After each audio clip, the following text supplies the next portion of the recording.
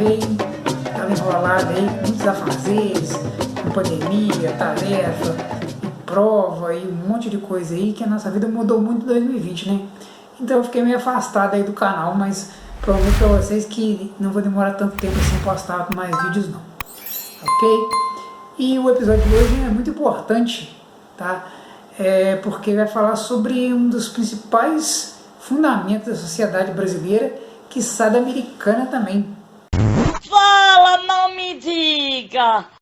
Que é o problema do tráfico de escravos, ok? Como a gente sabe, a sociedade brasileira, a economia da colônia aqui, da colônia da América Portuguesa, foi pautada no trabalho escravo. Os indígenas não começaram a ser escravizados, só que eles não se adaptaram ao trabalho, e os religiosos aqui da colônia, principalmente os jesuítas, queriam aldeá-los, trazer eles para suas missões, para suas reduções, e havia uma grande conflito entre o interesse dos colonos que trabalhavam aqui e dos religiosos da Companhia de Jesus, que queriam transformar as terras da América como se fosse um reino meio que católico. Então havia muita dissensão, muito atrito entre eles ali, tá? E como aqui tinha muita terra e ninguém queria vir para cá, imagina só se vocês vivessem naquele tempo. Hoje vocês têm internet, celular, tudo bonitinho aí, e carro e tudo mais, e alguém te mandasse, te desse um cargo ou pedisse para você ir para um território inóspito. Ai, credo!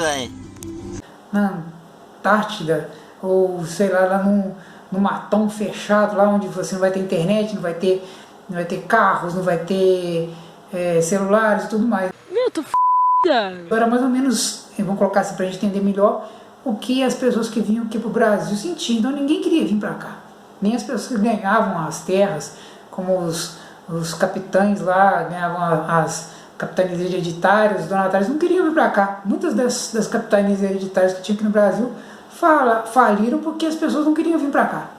Não quero não! Não quero não! Faz aquele... Eu não quero! Tá? As pessoas não se sentiam incentivadas, não tinham grande apreço por essa terra aqui não. Então a solução foi o quê? Trazer uma mão de obra ali que ficasse aqui por conta, tá? Mesmo que obrigada e tudo mais. Então aqui surgiu então a perspectiva de eles trazerem africanos escravizados aqui no Brasil. Segundo o website slavevoyages.org, que é um site que foi criado por historiadores africanos e americanos, e eles pesquisam muito os diários de viagem, os registros de viagem. Então eles têm cerca de 35 mil registros de viagens de navios que pegaram africanos escravizados na costa da África e trouxeram para as Américas, tá? E entre os séculos 16 e 19 chegaram aqui nas Américas cerca de 12 milhões de africanos escravizados. Por que a gente está falando africanos escravizados e não fala escravo? Porque lá eles não eram escravos. Lá eles não eram escravos, eles foram escravizados e tragos aqui para a América, tá, ok? E desse total todo, e desses 12 milhões, só o Brasil recebeu sozinho um pouco mais de 6 milhões de escravos, fazendo assim que o Brasil se tornasse o país que mais recebeu escravos na história da humanidade, Então a gente tem mais escravos que reinos inteiros, impérios inteiros, como Roma, como, sei lá, a Grécia, como os Sumérios, que em toda a história da humanidade houve escravidão, só que ela tinha uma outra perspectiva, uma outra retórica, uma outra, vamos colocar assim, forma de agir, que esse comércio que houve no Atlântico ali mudou totalmente essa perspectiva. A escravidão que se inicia, né, entre 1500 e aí durou 300 anos, aí, de 1500 até 1855, mais ou menos, quando termina o tráfico oficialmente, ela é uma escravidão comercial, ela dá lucro. Cifral, parceiro, porque eu sou caçador de cifral. Ao contrário da escravidão que havia na própria África, que era uma escravidão por guerra, por dívida, que havia entre os muçulmanos também, entre os reinos muçulmanos, que havia também lá em Roma. Por exemplo, em Roma, qualquer cidadão podia ser escravizado. Podia ser um trácio, um grego, um gaulês, e até o próprio romano podia ser escravizado, se ele não pagasse suas dívidas ou se ele cometesse delitos lá. Já a escravidão no Atlântico, aqui a escravidão que se formou nesse período aí do mercantilismo, era uma escravidão que ela tem um componente étnico. Você é escravo porque você tem a pele a cor da pele de uma diferente. Só de ouvir falar, dá até um arrepio, cê é louco. O tráfico de escravo, a venda de pessoas, sempre foi um fato antigo, tão antigo quanto a própria história da humanidade. A gente vê relatos lá da história antiga sobre os escravos e tudo mais. Mas ele nunca se tornou um negócio tão vultoso, tão extraordinário, tão lucrativo quanto o que foi estabelecido por comerciantes, uma rede de traficantes luso-brasileiros nessa época. Tá? O Brasil tem a fama de fazer tudo errado, né? De ser incompetente, de ser ineficiente, mas nesse fator do tráfico de escravos, o Brasil se estabeleceu muito bem. Ele fez uma coisa extraordinária e foi o país mais eficiente de todos nesse quesito.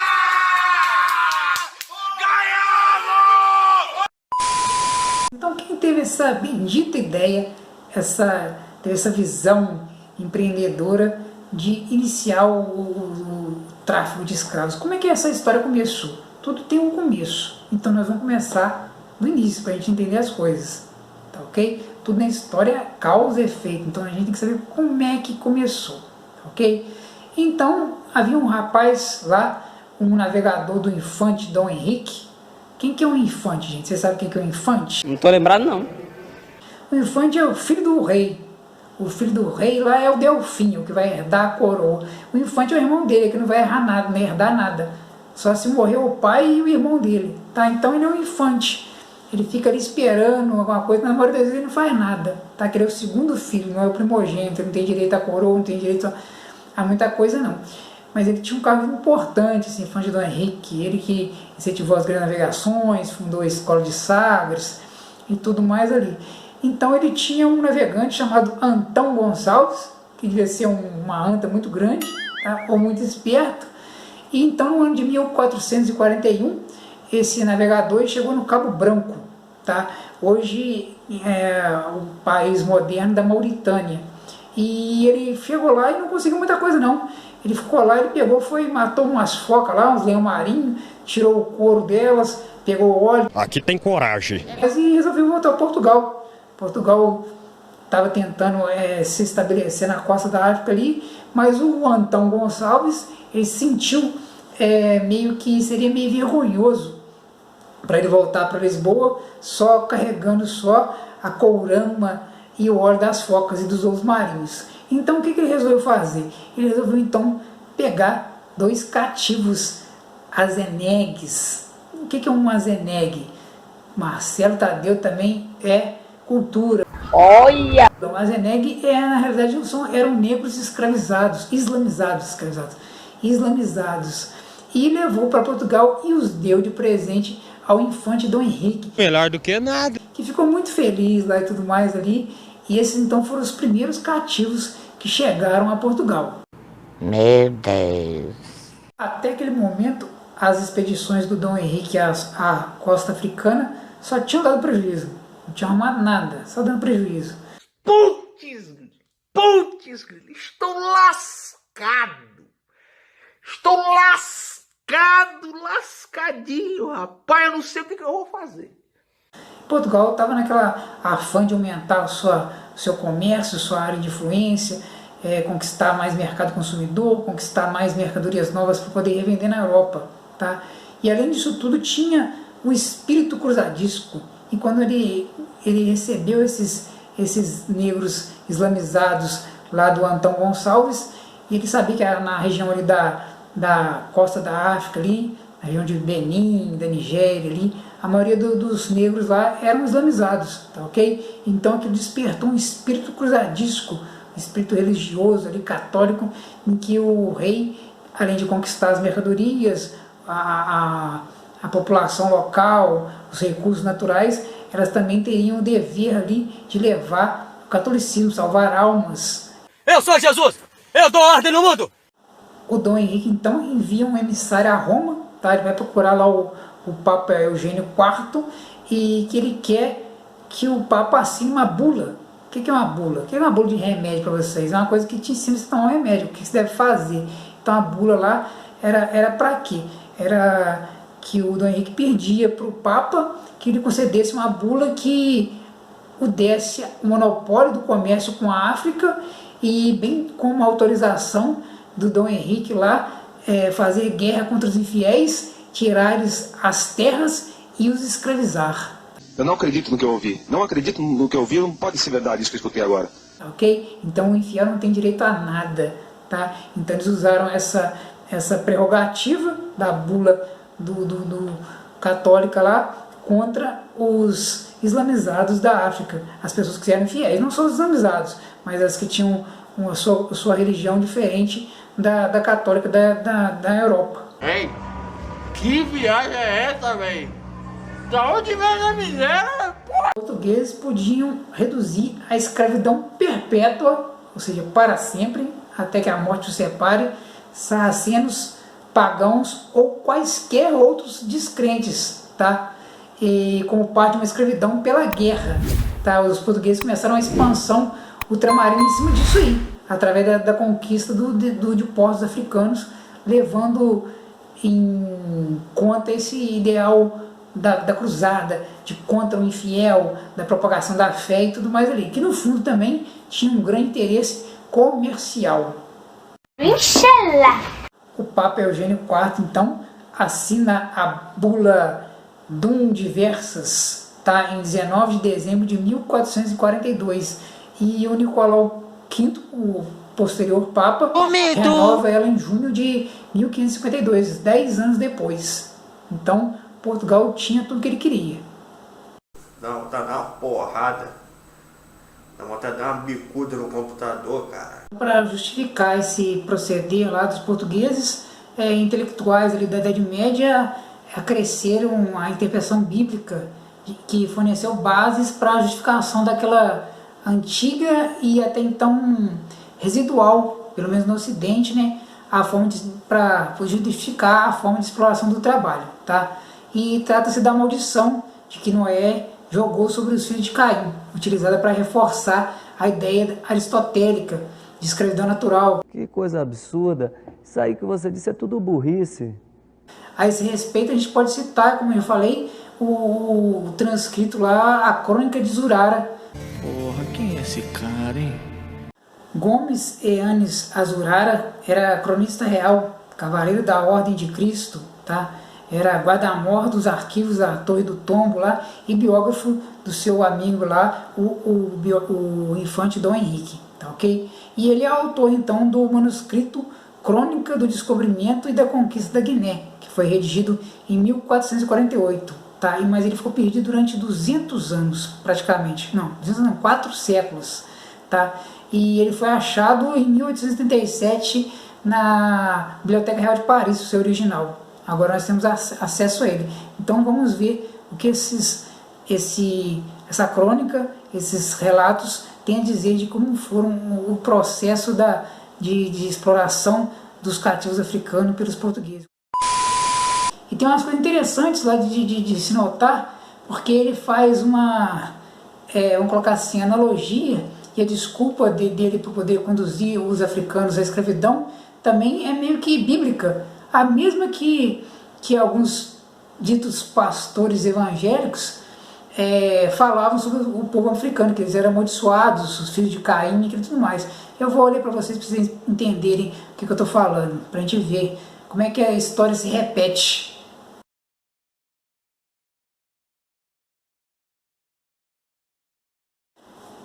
É aqui a vez de notar que estes negros, postos que sejam mouros como os outros, são porém servos deles, pelo antigo costume, na qual creio que seja por causa da antiga maldição, que depois do dilúvio lançou Noé sobre os filhos de Caim, pela qual o maldisse, que a sua geração fosse sujeita a todas as outras gerações do mundo, da qual eles descendem, segundo descreve o arcebispo Dom Rodrigo de Toledo. Pelo amor de Deus, cara. É impressionante o grau de maldade que vocês têm. E o Gomes Urara também descreve piedosamente o primeiro leilão de escravos, como eu falei, que aconteceu em Portugal, em 8 de agosto de 1448. Isso é fato, está escrito lá. Então assim ele descreve lá esse primeiro leilão, que, como eu falei, aconteceu em 8 de agosto. Mas qual seria o coração, por duro que se pudesse, que não fosse atingido de piedoso sentimento, vendo assim aquela campanha? A uns tinham caras baixas, os outros lavados com lágrimas, olhando uns aos outros, ou estavam gemendo muito dolorosamente, firmando os olhos nos céus, bradando altamente, como se pedissem socorro ao Pai. Outros traziam suas lamentações de maneira de canto, segundo o costume de sua terra, nas quais, postos que as palavras da linguagem ao nosso entendimento não pudessem ser entendidas, bem correspondia ao alto grau de sua tristeza. Mas para sua dor ser ainda maior, começaram a separar uns dos outros, os filhos dos pais, as mulheres dos maridos e irmãos um dos outros. E o infante muito rapidamente fez a partilha, e toda a principal riqueza estava em sua vontade, e considerando como um grande prazer na salvação daquelas almas que antes eram perdidas, certamente o seu pensamento não era vão, como já dissemos, tanto que esses haviam conhecimento da linguagem, como um pequeno movimento se tornariam cristãos. É a crônicas então do Gomes Eanes de Zurara, tá? Está no livro Crônicas do Descobrimento e Conquista da Guiné, no século XV. Mano, do fundo do meu coração, eu tô muito triste, papo reto. Com a descoberta da América Portuguesa, que mais tarde viria a ser o Brasil, então houve a necessidade da implementação de uma larga frente de mão de obra, e tinha que ser encontrada, porque os índios, como a gente falou anteriormente, não deu certo. Os portugueses lá de classe social abastada não queriam vir para cá, então não tinha mão de obra, vinha para cá os degradados, bandido, pessoal que não tinha o que fazer. Eles tinham que tentar povoar aqui o Brasil de alguma forma e tentar fazer que a colônia desse lucro, já que o comércio com as Índias a partir de 1530 mais ou menos começa a não dar tanto lucro, começa a falir. Então eles têm que dar uma maneira da terra produzir aqui, tá? Então eles veem a saída e injetar ali os africanos escravizados. Então o que vai acontecer? A gente acha que aqui no Brasil quem ganhava muito dinheiro eram os senhores de engenho e aquela coisa toda, e que eles eram mal e que batiam e tudo mais, e isso tudo acontecia realmente. Mas quem ganhava realmente dinheiro aqui no Brasil eram os traficantes de escravos, tá, ok? Por quê? Porque eles criaram uma atividade muito ampla, tá, ok? Larga escala, extremamente organizada, lucrativa, e que servia de base para a economia. Pra gringa é mais caro! Tanto é que outras nações vão tentar entrar nesse negócio também. Inglaterra, Holanda e vários outros países vão tentar entrar nessa jogada também.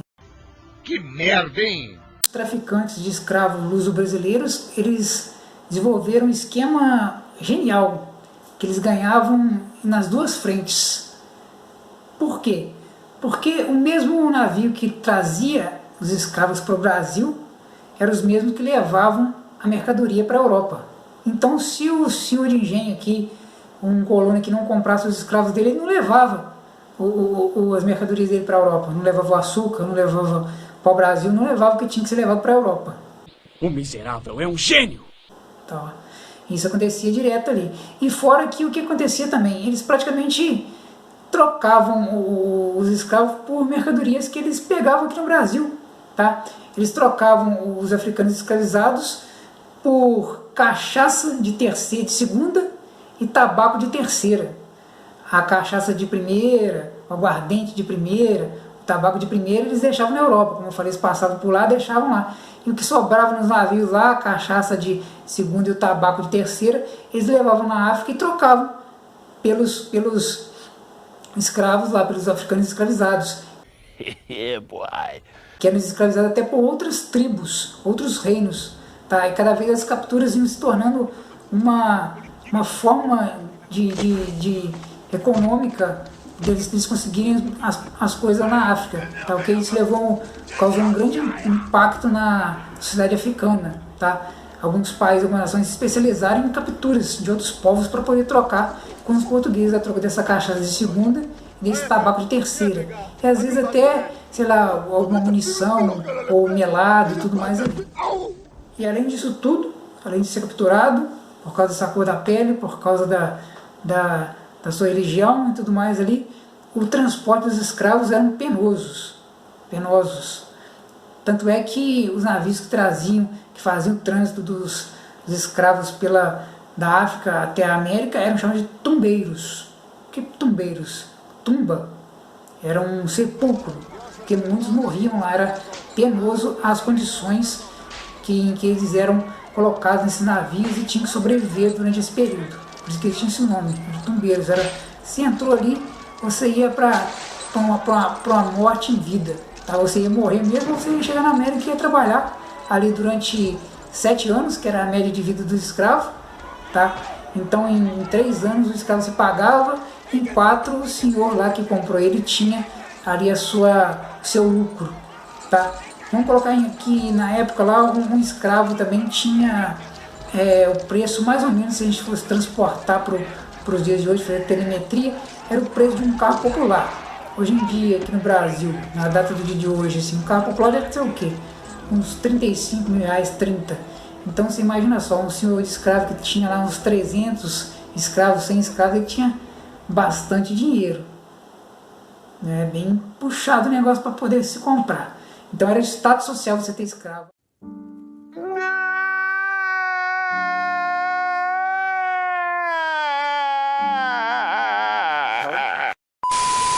Bem, meus amigos, então nós vamos chegando ao final de mais um vídeo, que eu não vou me alongar nesse aqui mais, porque eu sei que a geração de hoje em dia, nem é só a geração, né, as pessoas de hoje em dia, com essa chegada do celular, das facilidades, da informação, não conseguem ficar muito tempo com uma coisa só, presa em uma coisa só, se aprofundar em uma coisa só.